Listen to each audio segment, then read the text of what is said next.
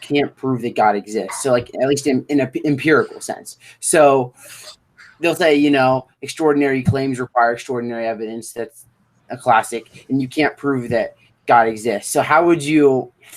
Because I mean, you probably can't. But I'm just curious how you'd interact with someone that says, "Prove to me that God exists." Well, I would say that you can't prove anything. That's such a dumb quest because science doesn't deal in proof.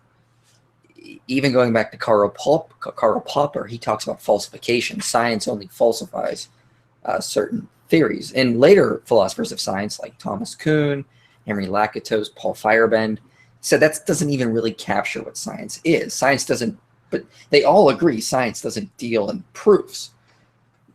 Science deals in all sorts of other ways to explain things, but it's not proof. So they don't have scientific proof that black holes exist. It's just the most likely explanation of the given data.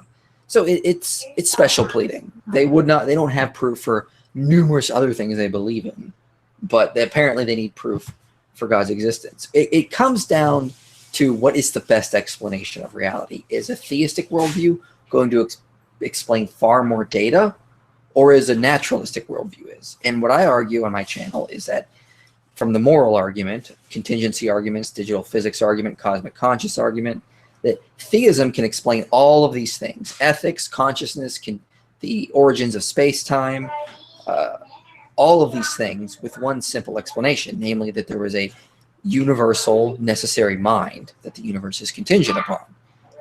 Okay, so I've explained all these things with one explanation. And naturalists or materialists have to come up with all sorts of different convoluted explanations to get around these things. Right then and there, when you start looking at the evidence theism builds on, theism doesn't violate Occam's razor, because when you deal with naturalists, they'll come up with all different theories to explain these different arguments that we use for God's existence. And so we would just say that shows theism is far more plausible and far more parsimonious.